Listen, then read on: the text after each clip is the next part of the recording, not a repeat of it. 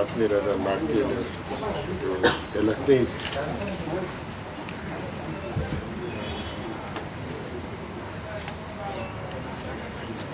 ಕಾಕತ್ಕರ್ ಅವರು ನನಗೆ ಈ ಕಾದಂಬರಿ ಬಗ್ಗೆ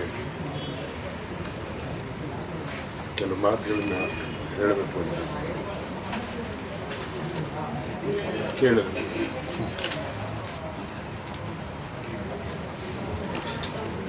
ಈ ಕಾದಂಬರಿ ಓದೋದಕ್ಕೆ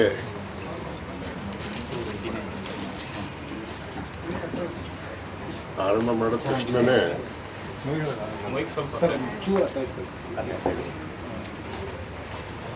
ಅದು ಮುಗಿಯುವ ತನಕ ನನ್ನಲ್ಲಿ ಅನೇಕ ರೀತಿಯ ಆಸಕ್ತಿ, ಕುತೂಹಲ ಉಂಟು ಮಾಡ್ತೀನಿ.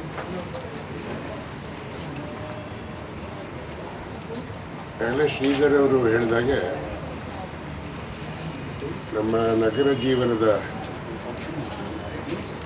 ಅಂಚಿನಲ್ಲಿರುವ ಬದುಕನ್ನು ಈ ಕಾದಂಬರಿಯಲ್ಲಿ ಭಾಳ ಸೂಕ್ಷ್ಮವಾಗಿ ಅನಾವರಣ ಮಾಡಿದ್ದಾರೆ. ನಮಗೆಲ್ಲ ನಗರದಲ್ಲಿರುವ ಮಧ್ಯಮ ವರ್ಗದವ್ರಿಗೆ, ಮೇಲ್ವರ್ಗದವ್ರಿಗೆ ಒಂದು ರೀತಿಯಾದ ಧೋರಣೆ ಇದೆ. ನಮ್ಮನ್ನು ಈ ಸ್ಲಮ್ ಆವರಿಸ್ಬಿಟ್ಟಿದೆ ಅಂತ. ನಿಜವಾಗ್ಲೂ ಯೋಚನೆ ಮಾಡಿದ್ರೆ ನಾವು ಅವ್ರ ಜೊತೆ ಇದ್ದೀವೋ, ಅವ್ರು ನಮ್ಮ ಜೊತೆ ಇದೀವೋ ಅಂತನ್ನುವ ಒಂದು ದೊಡ್ಡ ಅನುಮಾನ ಹುಟ್ಟಿತ್ತು. ಅವ್ರನ್ನೇನೋ ಬಹಳ ಪ್ರತ್ಯೇಕವಾದವರು, ಎಲ್ಲಿಂದನೋ ದುತ್ತಂತ ಬಂದು ನಮ್ಮ ಜೀವನವನ್ನು ಆಕ್ರಮಿಸ್ತಾ ಇರೋರು, ಮತ್ತು ಒಂದು ರೀತಿ ಹಾಗೆ ಗ್ರಾಮೀಣ ಪ್ರದೇಶದಲ್ಲಿ ದಲಿತರಿಗೆ ಇಡೀ ಇರುತ್ತೋ ಹಾಗೆ ನಗರದಲ್ಲಿ ಸ್ಲಮ್ ಅನ್ನೋ ರೀತಿಯಾದಂತಹ ಭಾವನೆ ನಮ್ಮಲ್ಲಿ ಬೇರೂರಿಬಿಟ್ಟಿತ್ತು. ಅಂದರೆ ನಗರದಲ್ಲೇ ಒಂದು ಪ್ರತ್ಯೇಕತೆ ಅಂತನ್ನೋ ರೀತಿಯಲ್ಲಿ ಮಧ್ಯಮ ವರ್ಗದವರು ನೋಡ್ತೀವಿ. ಹಾಗಲ್ಲ, ನಿಜವಾಗಿಯೂ ನಾವು ಯಾರು ಅಧಿಕೃತ ನಗರ ನಿವಾಸಿಗಳು ಅಂದ್ಕೊಳ್ತೀವೋ ಅವರು ಅವ್ರ ಜೊತೆ ಇದ್ದಾರೆ, ಅಥವಾ ಅವರು ನಮ್ಮ ಜೊತೆ ಇದ್ದಾರೆ. ಈ ಅಂತರ್ಸಂಬಂಧದ ಬಹಳ ಸೂಕ್ಷ್ಮವಾದ ನೋಟಗಳನ್ನು ಈ ಕಾದಂಬರಿಯಲ್ಲಿ ಕಾಕತ್ಕರ್ ಅವರು ಅನಾವರಣ ಮಾಡಿದ್ದಾರೆ. ಮೊದಲನೇದಾಗಿ ಈ ಎರಡು ವರ್ಗಗಳ ಭೇದವನ್ನು ಅಳಿಸುವುದೇ ಈ ಕಾದಂಬರಿಯ ಒಂದು ಬಹಳ ಮುಖ್ಯವಾದ ಆಶಯ ಆಗಿತ್ತು. ಒಂದು ಈಗಾಗಲೇ ಒಳ್ಳೆ ವಿದ್ಯಾಭ್ಯಾಸ ಕೊಡ್ತಾ ಇರುವಂತಹ ಒಂದು ಫ್ಯಾಮಿಲಿ, ಅಲ್ಲಿರೋ ಒಬ್ಬ ಹುಡುಗ ಮತ್ತು ಅವನ ತಂದೆ ತಾಯಿಗಳು ಶಿಕ್ಷಣದ ಬಗ್ಗೆ ಮತ್ತು ಮಗನ ಬಗ್ಗೆ ಅಪಾರವಾದ ಶ್ರದ್ಧೆಯನ್ನು ಕೂಡ ಒಂದು ರೀತಿ ಕೃತಕವಾಗಿ ಇಟ್ಕೊಂಡಿರೋರು ಅವರು. ನನಗದು ಬಹಳ ಸಿಗ್ನಿಫಿಕೆಂಟ್ ಅನ್ನಿಸ್ತು ಈ ಕಾದಂಬರಿ ಒಳಗಡೆ. ಈ ಎರಡು ವರ್ಗಗಳು ಪ್ರತ್ಯೇಕವಾದ ವರ್ಗಗಳು ಅಥವಾ ಒಂದು ವರ್ಗ ಮತ್ತೊಂದರ ವರ್ಗದ ಜೊತೆಯಲ್ಲಿ ಆ ಸಹಸಂಬಂಧವನ್ನು ಬೆಳೆಸ್ಕೊಳ್ಳೋ ವರ್ಗ ಅನ್ನುವುದನ್ನು ಬಹಳ ಮಾರ್ಮಿಕವಾಗಿ, ತುಂಬ ಸೂಕ್ಷ್ಮವಾಗಿ ಈ ಕಾದಂಬರಿ ಹೇಳುತ್ತೆ. ಈ ಕಾದಂಬರಿ ಇನ್ನೊಂದು ಬಹಳ ಮುಖ್ಯವಾದ ಶೋಧ ಸಾವಿನ ಕಲ್ಪನೆ ಎನ್ನುವುದು ಇಡೀ ಕಾದಂಬರಿಯಲ್ಲಿ ಒಂದು ಆವರ್ತನಗೊಳ್ಳುವಂತಹ ಒಂದು ರೂಪಕವಾಗಿ ಬೆಳೆದಿದೆ. ಸಾವಿನ ಜಿಜ್ಞಾಸೆ ಮತ್ತು ಸಾವನ್ನು ಕುರಿತ ವಾಸ್ತವಿಕತೆ ಮತ್ತು ಅದರ ಫ್ಯಾಂಟಸಿ, ಈ ಎರಡನ್ನು ಬೆಸೆದಿರುವಂತಹ ಕಲ್ಪನೆಯೂ ಕೂಡ ಬಹಳ ನನಗೆ ಇಷ್ಟವಾಯಿತು. ಅಂದರೆ ಕಾಕತ್ಕರ್ ಏನೇನು ಮಾಡ್ತಾ ಇದ್ದಾರೆ, ಒಂದು ನಿಜವಾಗಿಯೂ ಕೂಡ ದುರ್ಬರವಾದಂತಹ ಒಂದು ಜೀವನದ ಆವರಣದಲ್ಲಿಯೇ ಇರುವ ಬಹಳ ಬೇರೆ ಬೇರೆ ಸೂಕ್ಷ್ಮಗಳನ್ನು ಮನುಷ್ಯ ಪ್ರತಿ ಕ್ಷಣದಲ್ಲಿಯೂ ಕೂಡ ಬದುಕುವುದಕ್ಕೆ ನಡೆಸ್ತಾ ಇರ್ತಕ್ಕಂಥ ಹೋರಾಟ ಯಾವ ಸ್ಥಿತಿಗೆ ಇಳಿದಿದೆ. ಈ ಕಾದಂಬರಿ ನೇರವಾಗಿ ಒಂದು ರಾಜಕೀಯವಾದಂಥ ಆಯಾಮವನ್ನು ಹಾಗೆ ಪಡ್ಕೊಂಡಿಲ್ಲ, ಅಥವಾ ಈ ಕಾದಂಬರಿ ಉದ್ದೇಶಪೂರ್ವಕವಾದಂತಹ ಒಂದು ಉಗ್ರವಾದ ಸಾಮಾಜಿಕ ವಿಮರ್ಶೆಯನ್ನು ಮಾಡ್ತಾ ಇಲ್ಲ. ಮತ್ತು ಮನುಷ್ಯ ಸಂಬಂಧಗಳ ಬಹಳ ಬೇರೆ ಬೇರೆ ಸ್ತರಗಳನ್ನು ಬಹಳ ನಿರ್ಮಮ ಭಾವದಿಂದ ಹೇಳ್ತಾನೆ ಕಾದಂಬರಿಕಾರ ಆ ಕಾದಂಬರಿ ಮುಗಿಯೋ ಹೊತ್ತಿಗೆ ಒಂದು ವಿಮರ್ಶೆ ಮತ್ತು ಕಥನ ಇವೆರಡನ್ನು ಬೆಸೆಯುವ ಒಂದು ಉಪಕ್ರಮವನ್ನು ಈ ಕಾದಂಬರಿಯಲ್ಲಿ ಹುಡುಕೊಂಡಿದ್ದಾರೆ. ಕಾದಂಬರಿಯನ್ನು ಕುರಿತು ನಾನು ವಿಮರ್ಶೆ ಮಾಡೋದಿರಲಿ, ಆ ನಿರೂಪಕನ ಒಂದು ಕಾದಂಬರಿಯು ಮತ್ತು ವಿಮರ್ಶೆಯು ಜೊತೆಯಲ್ಲಿ ಹೇಗೆ ರೂಪುಗೊಳ್ಳಬಹುದು ಎನ್ನುವ ಒಂದು ಹೊಸ ರೀತಿಯಾದ ಒಂದು ಅನ್ವೇಷಣೆಯನ್ನು ಈ ಕಾದಂಬರಿ ಮಾಡುತ್ತೆ. ಯಾಕೆಂದರೆ ಈ ಕಾದಂಬರಿಗೆ ಒಂದು ದೊಡ್ಡ ಹಿನ್ನೆಲೆ ಇದೆ. ಆ ಕಾದಂಬರಿಗೆ ಒಂದು ಬಹಳ ಸೂಕ್ಷ್ಮವಾದ ಒಂದು ಮುನ್ನೆಲೆ ಕೂಡ ಇದೆ.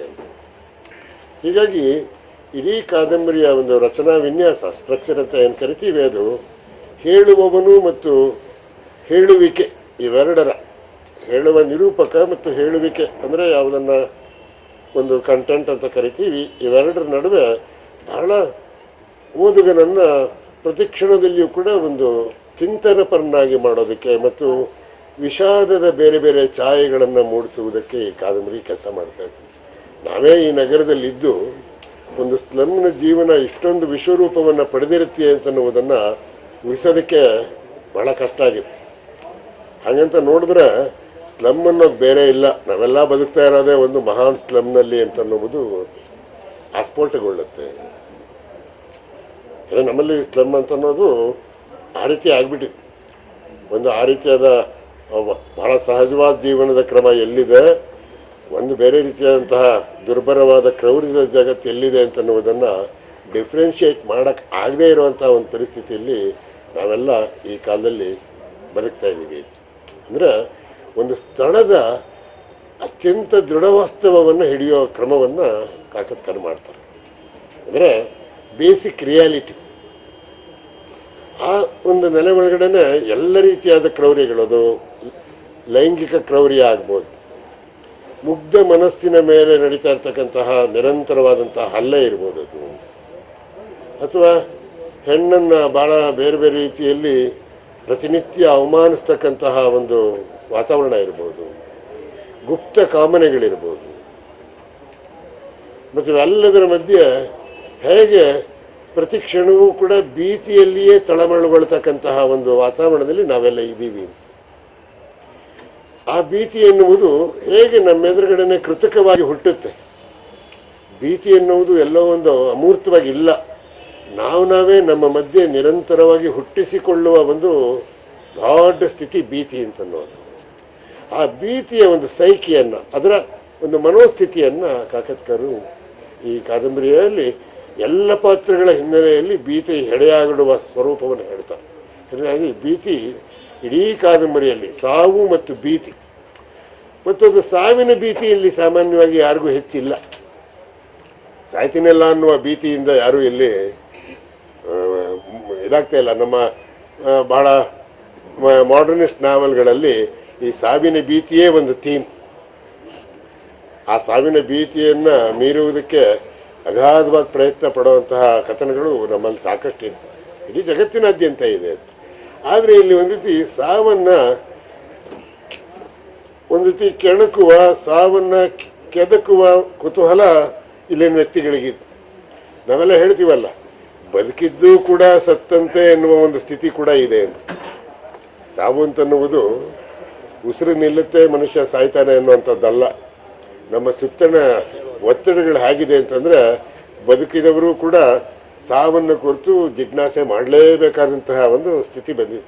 ಹೀಗಾಗಿ ಇಲ್ಲಿ ಕಡೆಗೆ ಅರ್ಥಪೂರ್ಣವಾದಂತಹ ಬದುಕನ್ನು ಬದುಕಬೇಕು ಅಂತ ಸೆಲ್ವಿ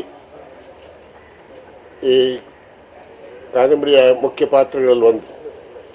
ಆ ಸೆಲ್ವಿ ಅಂತ ಅವಳು ಸಾವನ್ನು ದಾಟೋದಕ್ಕೆ ಮತ್ತು ತಂದಾಗಿರ್ತಕ್ಕಂಥ ಜೀವನವನ್ನು ರೂಪಿಸ್ಕೊಳ್ಳೋದಕ್ಕೆ ಅನೇಕ ರೀತಿಯಾದ ಪ್ರಯತ್ನವನ್ನು ಮಾಡ್ತಾಳೆ. ಕಡೆಗೂ ತಾನು ಒಪ್ಪದ ಒಂದು ಸ್ಥಿತಿಯನ್ನು ಒಪ್ಪುವ ಹಾಗೆ ಮಾಡ್ತಕ್ಕಂತಹ ನಮ್ಮ ವ್ಯವಸ್ಥೆಯ ಕ್ರೌರ್ಯಗಳಲ್ಲಿ ಬದುಕಿದ್ದು ಕೂಡ ಸಾವನ್ನು ಕಂಡುಬಿಡ್ತಾಳೆ. ಈ ಸಾವನ್ನು ಈ ರೀತಿಯಾದ ಬಹುವಿನ್ಯಾಸಗಳಲ್ಲಿ ಜಿಜ್ಞಾಸೆ ಮಾಡಿರುವಂತಹ ಈ ಕೃತಿ ನನಗೆ ಆ ದೃಷ್ಟಿಯಿಂದ ಭಾಳ ಇಷ್ಟವಾಗಿದೆ. ಯಾಕೆಂದರೆ ಅಲ್ಲಿನ ಒಂದು ಪುಟ್ಟ ಮಕ್ಕಳು ಕೂಡ ಸಾವನ್ನು ಕುರಿತ ಒಂದು ಕುತೂಹಲವನ್ನು ಕೆದಕ್ತಾರೆ. ಆಗ್ತಾನೆ ವಿಕಾಸಗೊಳ್ತಾ ಇರ್ತಕ್ಕಂತಹ ಮಣಿ, ಅವನ ಸಾವೇ ಒಂದು ಭಾಳ ದೊಡ್ಡ ಒಂದು ವಿಚಿತ್ರ ಆಗಿಬಿಡುತ್ತೆ. ಅವನು ರದ್ದಿ ಕಾಗದ ಆಯ್ದು ಆ ರದ್ದಿ ಕಾಗದನೆಲ್ಲ ಹೊಂದಾಣಿಕೆ ಮಾಡೋವಂಥವನಾಗಿ ಇಲ್ಲ, ಆ ಥರದ್ದು ಅನೇಕ ಇತ್ತು ಈ ಕಾದಂಬರಿ ಒಳಗಡೆ. ಒಂದು ಯಾವುದೇ ಈ ಕಾದಂಬರಿಯಲ್ಲಿ ಅನೇಕ ರೀತಿಯಾದ ತಂತ್ರಗಳನ್ನು ಅಳವಡಿಸಿದ್ದಾರೆ. ಒಂದು ಡಿಟೆಕ್ಟಿವ್ ಆಗಿರ್ತಕ್ಕಂಥ ತಂತ್ರ ಇದರೊಳಗಡೆ ಭಾಳ ಬೇರೆ ರೀತಿಯಲ್ಲಿ ಏರ್ಪಟ್ಟಿದೆ. ಅದೆಲ್ಲದಕ್ಕಿಂತ ಒಂದು ರೀತಿ ಆಧುನಿಕ ವಿದ್ಯಾಭ್ಯಾಸದ ವಿಮರ್ಶೆಯ ಒಂದು ಕ್ರಮ ಇದೆ ಇದರೊಳಗೆ. ಪೊಲೀಸ್ ವ್ಯವಸ್ಥೆಯ ಕ್ರೌರ್ಯ ಸದಾಕಾಲ ಮನುಷ್ಯನನ್ನು ಈ ಪೊಲೀಸ್ ಹೇಗೆ ಭೀತಿಯ ನೆರಳಿನಲ್ಲೇ ಬದುಕೋ ಹಾಗೆ ಮಾಡುತ್ತೆ. ಈ ಕ್ರೌರ್ಯ ಮತ್ತು ಭೀತಿಗೆ ಪೊಲೀಸ್ ವ್ಯವಸ್ಥೆನೇ ಒಂದು ರೀತಿ ಕುಮ್ಮಕ್ಕನ್ನು ಕೊಡುವಂತಹ ಸ್ಥಿತಿಯಲ್ಲಿದೆ ಅಂತನ್ನುವುದನ್ನು ಹೇಳುತ್ತೆ. ಮಾಡದ ತಪ್ಪಿಗೂ ಕೂಡ ಅಂಜಿ ಬದುಕಬೇಕಾದಂತಹ ಸ್ಥಿತಿಯನ್ನು ಈ ಪೊಲೀಸ್ ಕ್ರೌರ್ಯ ಹೇಗೆ ಮಾಡುತ್ತೆ. ಮತ್ತು ಯಾವುದೇ ಒಂದು ಸ್ವೀಕೃತ ನೈತಿಕತೆಯನ್ನು ಕಾಕತ್ಕರ್ ಕಾದಂಬರಿ ಹೇಳಲ್ಲ. ಸ್ವೀಕೃತವಾದ ನೈತಿಕತೆಯನ್ನು ಒಂದು ರೀತಿ ಪ್ರಶ್ನಿಸ್ತಾ, ನೈತಿಕತೆ ಎನ್ನುವುದು ನಮ್ಮ ಪರಿಸರದಿಂದ ಮನುಷ್ಯನ ಮೇಲೆ ಒತ್ತಾಯಪೂರ್ವಕವಾಗಿ ಹೇಗೆ ಹೇರಲಾಗುತ್ತೆ ಎನ್ನುವುದನ್ನು ಕುರಿತ ಒಂದು ಜಿಜ್ಞಾಸೆಯನ್ನು ಮಾಡ್ತಾರೆ. ಇದನ್ನು ನಾನೇನು ಕರಿತೀನಿ ಅಂತಂದರೆ ಇದೊಂದು ನ್ಯೂ ಮೊರಾಲಿಟಿ ಅಂತ. ಯಾಕೆಂದರೆ ನೈತಿಕವಾಗಿ ಬದುಕುವುದಕ್ಕೂ ಬಿಡದೇ ಇರತಕ್ಕಂತಹ ಕ್ರೌರ್ಯ ನಮ್ಮನ್ನು ಆವರಿಸ್ಕೊಂಡಿದೆ. ಮತ್ತು ಪೊಲೀಸ್ ವ್ಯವಸ್ಥೆಯೇ ಒಂದು ನೈತಿಕತೆಯನ್ನು ಸಂಪೂರ್ಣವಾಗಿ ಹರಾಜ್ಗಿಟ್ಬಿಟ್ಟಿದೆ ಎನ್ನುವುದನ್ನು ಬಯಲುಗೊಳಿಸ್ತಾರೆ. ಪೊಲೀಸ್ ಅನ್ನುವುದೇ ಅದು ಮನುಷ್ಯರನ್ನು ಒಂದು ಅರ್ಥಪೂರ್ಣವಾಗಿರ್ತಕ್ಕಂಥ ಬದುಕುವುದಕ್ಕೆ ಅದು ಅವಕಾಶವನ್ನು ಮಾಡಿಕೊಡದೆ ಬೇರೆ ಬೇರೆ ರೀತಿಯಾದಂತಹ ಕೃತಕ ಮಾರ್ಗವನ್ನು ಹಿಡಿಯುವುದಕ್ಕೆ ಪೊಲೀಸ್ ಕುಮ್ಮಕ್ಕು ಕೊಡುವಂತಹ ಕ್ರಮಗಳನ್ನು ಈ ಕಾದಂಬರಿ ಭಾಳ ಸೂಕ್ಷ್ಮವಾಗಿ ಹೇಳುತ್ತೆ. ಆ ಎರಡೂ ಸಂಸ್ಕೃತಿಗಳಿಗೂ ಕೂಡ ಈ ಪೊಲೀಸ್ ಭೀತಿ ಸಮಾನವಾಗಿದೆ.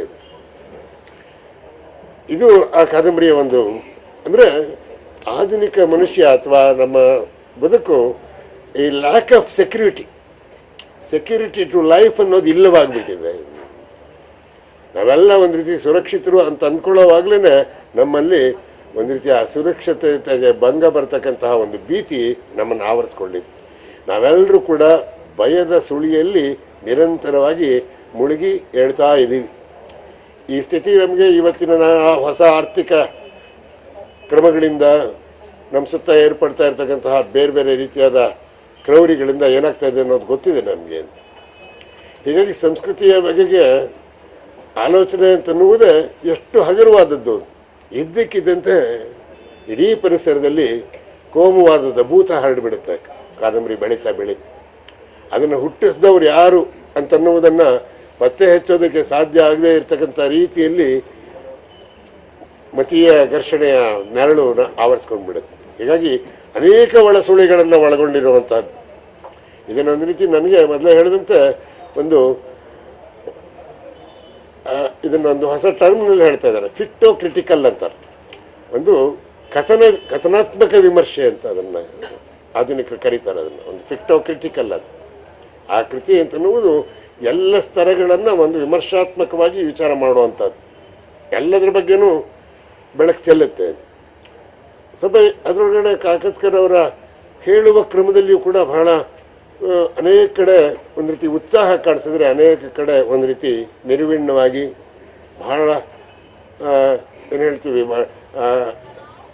ಒಂದು ನಿಧಾನಗತಿಯ ಕೇವಲ ಒಂದು ನಿಂತು ನೋಡುವ ದೃಷ್ಟಿಯಿಂದ ಹೇಳುವಂಥ ಕ್ರಮ.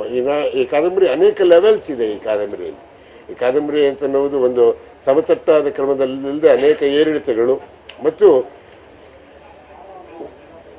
ಒಬ್ಬರ ಕಣ್ಣಿನಿಂದ ಮತ್ತೊಬ್ಬರನ್ನು ನೋಡೋದು ಮತ್ತು ಎಲ್ಲರನ್ನೂ ನೋಡ್ತಾ ಇದ್ದಾರೆ. ಅಲ್ಲಿರುವ ಪರಿಸರದ ಬಗೆಗೆ ಯಾರೋ ಮೂರನೇವರು ವಿಮರ್ಶಕರಾಗಿಲ್ಲ, ಆ ಪರಿಸರದಲ್ಲಿರ್ತಕ್ಕಂಥ ವ್ಯಕ್ತಿಗಳೇ ಒಂದು ರೀತಿಯಾದಂತಹ ವಿಮರ್ಶಕರಾಗೂ ಇದ್ದಾರೆ. ಹೇಗೆ ಒಂದು ಅನ್ಯ ಭಾಷಾ ಸಮುದಾಯ ಒಂದು ಭಾಷಾ ಸಮುದಾಯದಲ್ಲಿ ಬದುಕಿದಾಗ ಅವರ ಬದುಕು ಎಲ್ಲ ರೀತಿಗಳಲ್ಲಿಯೂ ಕೂಡ ಭಗ್ನಗೊಂಡಿರೋ ಸ್ಥಿತಿ ಮತ್ತು ಯಾವ್ಯಾವ ಒತ್ತಡಗಳಿಗೆ ಸಿಲುಕಿ ಬದುಕಬೇಕಾಗಿರುವಂತಹ ಬಗೆ ಇದೆ ಅಂತ. ನಾವು ಸುಮ್ಮನೆ ವೇಶ್ಯಾಗಾರಿಕೆ ಅಂತ ಮಾತನಾಡ್ಬಿಡ್ತೀವಿ. ಆ ವೇಶ್ಯಾಗಾರಿಕೆ ಅಂತನ್ನುವುದು ಅಷ್ಟು ನೇರವಾಗಿ ಸುಲಭವಾಗಿ ಹೇಳೋ ರೀತಿಯಾದಂತಹ ಒಂದು ವಿಚಾರ ಆಗಿಲ್ಲ. ಆ ವೇಶ್ಯಾಗಾರಿಕೆ ಅಂತನ್ನುವುದು ಅನಿವಾರ್ಯವಾಗುವ ಹಾಗೆ ಮಾಡ್ತಕ್ಕಂತಹ ಒಂದು ವಾತಾವರಣ ನಮ್ಮ ಸುತ್ತ ಏರ್ಪಟ್ಟಿದೆ. ಆಮೇಲೆ ಮಕ್ಕಳಕ್ಕೆ ಈ ಕಾದಂಬರಿಯಲ್ಲಿ ಇನ್ನೊಂದು ವಿಶೇಷವಾದಂಥ ಅಂಶ ಅಂದರೆ ಯಾರೂ ಇಲ್ಲಿ ಪ್ರಧಾನ ಪಾತ್ರ ಅಲ್ಲ. ಹಾಗಂತ ಹುಡುಕೊಳ್ಬೋದು, ಸೆಲ್ವಿಯನ್ನ ಪ್ರಧಾನ ಪಾತ್ರ ಅಥವಾ ಸೆಲ್ವಿಯ ಅಪ್ಪನನ್ನ ಪ್ರಧಾನ ಪಾತ್ರ ಅಥವಾ ಈ ಮಕ್ಕಳಲ್ಲಿ ಯಾರನ್ನಾರು ಪ್ರಧಾನ ಪಾತ್ರ ಅಥವಾ ಪೊಲೀಸ್ನ ಪ್ರಧಾನ ಪಾತ್ರ ಅಂತ ಅಂದ್ಕೊಳ್ಬೋದು. ಹೀಗಾಗಿ ಈ ಒಂದು ರೀತಿ ಹೀರೋ ಓರಿಯೆಂಟೆಡ್ ಅಥವಾ ಪ್ರಧಾನ ಪಾತ್ರ ಕೇಂದ್ರಿತವಾದ ಕಾದಂಬರಿಯನ್ನು ಬರಿತಾ ಇಲ್ಲ ಇವರು. ಓದ್ತಾ ಇದ್ದಾಗ ಈ ಮಕ್ಕಳೇ ಕೇಂದ್ರ ಅನ್ನಿಸ್ಬಿಡುತ್ತೆ, ಇಲ್ಲಿ ಸೆಲ್ವಿನೇ ಕೇಂದ್ರ ಅಂತ ಅನ್ನಿಸ್ಬಿಡುತ್ತೆ, ಅಥವಾ ಸೆಲ್ವಿ ಅಪ್ಪ ಅವನ ಕೇಂದ್ರ ಅಂತ ಅನ್ನಿಸ್ಬಿಡುತ್ತೆ, ಬಾಬು ಅಪ್ಪ ಅವನ ಕೇಂದ್ರ ಆಗ್ಬಿಡ್ತಾನೆ, ಮಣಿನೇ ಕೇಂದ್ರ ಆಗ್ಬಿಡ್ಬೋದು, ಅಥವಾ ಪಿ ಸಿ ಅವನ ಕೇಂದ್ರ ಆಗ್ತಾನೆ. ಬೇಕು ಅಂತ ಈ ಕೇಂದ್ರವನ್ನ ಒಡೆಯುವುದರಿಂದನೇ ನಮ್ಮ ವಾಸ್ತವಿಕತೆಯನ್ನ ಬಹಳ ಸೂಕ್ಷ್ಮವಾಗಿ ಅದರ ಎಲ್ಲ ಸ್ತರಗಳಲ್ಲಿಯೂ ಬಿಚ್ಚಿಡೋಕೆ ಸಾಧ್ಯ ಇದೆ. ಬಹುತೇಕ ನಮ್ಮ ಕಾದಂಬರಿ ಸಾಹಿತ್ಯ ಏನಾಗಿದೆ ಅಂದರೆ ನಾಯಕ ಕೇಂದ್ರಿತವಾಗಿದೆ. ನಮ್ಮ ಚಲನಚಿತ್ರಗಳೇನಾಗಿರುತ್ತೆ, ನಾಯಕ ಕೇಂದ್ರವಾಗಿರುತ್ತೆ ಪ್ರಧಾನವಾಗಿ. ಈ ನಾಯಕ ಕೇಂದ್ರ ಆಗೋದ್ರಿಂದ ಏನಾಗುತ್ತೆ, ಬಹಳ ಅದರಿಂದ ಒಂದು ಅರ್ಥವಂತಿಕೆಯ ಒಂದು ಕಥನವನ್ನು ಕಟ್ಟಬಹುದು ನಾಯಕ ಕೇಂದ್ರಿತವಾಗಿ. ಆದರೆ ಇಲ್ಲಿ ಯಾರು ನಾಯಕರು ಅಂತಂದ್ರೆ ಈ ಆಧುನಿಕ ಜಗತ್ತಿನೊಳಗಡೆ ಪ್ರತಿಯೊಬ್ಬನು ತನಗೆ ನಾಯಕನೇ ಆಗಿರ್ತಾನೆ. ಹೀಗಾಗಿ ಒಬ್ಬ ನಾಯಕನನ್ನ ಒಬ್ಬ ನಾಯಕಿಯನ್ನ ಮಾತ್ರ ಕೇಂದ್ರ ಮಾಡಿಕೊಂಡು ಅದರ ಒಟ್ಟು ಕಲ್ಪನೆಯಿಂದ ಬೇರೆ ಬೇರೆ ಮಾದರಿಗಳನ್ನು ಸೃಷ್ಟಿಸೋದಕ್ಕಿಂತ ಎಲ್ಲ ವ್ಯಕ್ತಿಗೂ ಇರ್ತಕ್ಕಂತಹ ಬದುಕುವ ಹಕ್ಕು ಮತ್ತು ಭೀತಿ ಮತ್ತು ಆ ಭೀತಿಯಿಂದ ಹೊರಗೆ ಬರುವಂತಹ ಬಗೆ, ಅದರಿಂದ ಇದು ಒಂದು ಕೇಂದ್ರವನ್ನ ಇಟ್ಕೊಳ್ಳೋ, ಕೇಂದ್ರವನ್ನ ಒಡೆಯುವುದು ಈ ಕಾದಂಬರಿಯ ಒಂದು ಮುಖ್ಯವಾದಂಥ ವಿಚಾರ ಆಗಿದೆ. ಅದರಿಂದ ಹೇಗೆ ನಮ್ಮ ಇಡೀ ವ್ಯವಸ್ಥೆಯಲ್ಲಿ ಒಂದು ಡಿಟೆಕ್ಟಿವ್ ಆದಂಥ ಎನ್ವೈರನ್ಮೆಂಟ್ ಇದೆ. ನಮ್ಮ ಡಿಟೆಕ್ಟಿವ್ ಅಂತನ್ನುವುದು ನಮ್ಮನ್ನೆಲ್ಲ ಏನೋ ಒಂದನ್ನು ಪತ್ತೆ ಹಚ್ಚಬೇಕು ಅಂತ. ಆದರೆ ಕಾಕತ್ಕರ ತಂತ್ರ ಏನಪ್ಪ ಅಂದ್ರೆ ಇಡೀ ನಮ್ಮ ಪರಿಸರದಲ್ಲೇ ಪ್ರತಿಯೊಂದರ ಹುಡುಕಾಟನೂ ಆಗ್ತಾ ಇದೆ. ಇಂಥ ಹುಡುಕಾಟದ ಕೇಂದ್ರವನ್ನು ಬಹಳ ಸೂಕ್ಷ್ಮವಾಗಿ ಮಾಡಿರುವಂತಹ ಈ ಕಾದಂಬರಿ, ಅದೆಲ್ಲಕ್ಕಿಂತ ಹೆಚ್ಚಾಗಿ ಡೆತ್ನ ಒಂದು ಅನ್ವೇಷಣೆ ಇದೆ. ಒಬ್ಬ ಮಕ್ಕಳಿಗೆ ಸಾವಿನ ಬಗೆಗೆ ಕುತೂಹಲ ಹುಟ್ಟೋದಿದೆಯಲ್ಲ, ಅದು ಈ ಕಾದಂಬರಿಯಲ್ಲಿ ಸ್ವಲ್ಪ ವಿಶೇಷವಾಗಿ ಕಾಣಿಸ್ತಾ ಇದೆ. ನನಗೆ ತುಂಬ ವಿಶೇಷವಾಗಿ, ಏನೋ ಅವನು ಯಾವ ಕ್ಲಾಸ್ಗೆ ಹೋಗ್ತಾ ಇದ್ದಾನೆ ಅನ್ನೋದು ಭಾಳ ಸುಲಭವಾಗಿ ನೋಡೋಕೆ ಹೋದರೆ ಪ್ರೈಮರಿ ಮಿಡ್ಲ್ ಸ್ಕೂಲ್ನಲ್ಲಿ ಓದ್ತಾ ಇರ್ಬೋದು ಅಂತ ಊಹಿಸ್ಕೊಳ್ತೀನಿ ನಾನು. ಅದಕ್ಕೂ ಏನೋ ಭಾಳ ಖಚಿತವಾದಂತಹ ಮಾಹಿತಿ ಇಲ್ಲ. ಆ ಸಂದರ್ಭದಲ್ಲಿ ಅಥವಾ ಮಣಿ ಅಂತ ಇನ್ನೊಬ್ಬ ಹುಡುಗ ನೋಡಿ, ಆ ಮೇಲ್ವರ್ಗದವರು ಈ ಕೆಳವರ್ಗದ ಜೊತೆ ಒಳಗಡೆ ಅವ್ರನ್ನ ಒಡನಾಟ ಆಡ್ಕೊಡ್ದು ಅಂತ ಮನೆ ಒಳಗಡೆ ಎಷ್ಟೆಷ್ಟೇ ನಿಯಂತ್ರಣ ಇದ್ರೂ ಕೂಡ ಆ ಮೇಲ್ವರ್ಗದಲ್ಲಿರುವಂಥ ಹುಡುಗನಿಗೆ ಈ ಕೆಳವರ್ಗದ ಹುಡುಗನ ಬಗ್ಗೆ ಕುತೂಹಲ ಬಂದ್ಬಿಡುತ್ತೆ ಮತ್ತು ಅವನನ್ನು ತನ್ನ ಬಹಳ ದೊಡ್ಡ ಆದರ್ಶವನ್ನಾಗಿ ಇಟ್ಕೊಳ್ಳೋದಕ್ಕೆಲ್ಲ ಪ್ರಯತ್ನ ಪಟ್ಬಿಡ್ತಾನೆ. ಆ ಹಿನ್ನೆಲೆ ಒಳಗಡೆ ಈ ಕಾದಂಬರಿ ಈ ವರ್ಗದ ನಿಜವಾದಂತಹ ಒಂದು ಭೇದವನ್ನು ಹೊಡೆದು ಅವೆರಡರ ನಡುವೆ ಏರ್ಪಡುವಂಥದ್ದು. ಯಾಕೆಂದರೆ ಆ ಮೇಲ್ವರ್ಗದಲ್ಲಿದ್ದಂಥ ಅವನಿದಾನಲ್ಲ, ಅವನಿಗೆ ಮನೆ ಕೆಲಸದಾಕೆಯ ಬಗೆಗೇನೆ ವಿಶೇಷವಾದಂಥ ಆಸಕ್ತಿ ಬೆಳೆಯುತ್ತೆ. ಆದರೆ ಹೆಂಡತಿಯ ಹದ್ದಿನ ಕಣ್ಣನ್ನು ಅವನು ತಪ್ಪಿಸ್ಕೊಳ್ಳೋಕ್ಕಾಗೋಲ್ಲ. ಆದರೂ ಕೂಡ ಅವನು ಮುಂದೆ ಅನೇಕ ಪ್ರಯತ್ನವನ್ನು ಹರಸಾಹಸವನ್ನು ಮಾಡಿ ಆ ಹೆಣ್ಣಿನೊಂದಿಗೆ ಭೋಗಿಸುವ ಒಂದು ಪರದಾರಿಯನ್ನು ಕಂಡುಕೊಳ್ಳೋಕೆ ಹೊರಡ್ತಾನೆ. ಇವೆಲ್ಲ ಈ ಕಾದಂಬರಿ ಆಧುನಿಕ ನಗರದ ಜೀವನದ ಎಲ್ಲ ಅಸ್ತವ್ಯಸ್ತ ಕ್ರಮವನ್ನು ಮತ್ತು ನಮ್ಮ ಮನಸ್ಸಿನ ಬೇರೆ ಬೇರೆ ವ್ಯಾಪಾರಗಳಲ್ಲಿರುವಂತಹ ಎಲ್ಲ ಜಗಲ್ಬಾಜಿತನವನ್ನು ಈ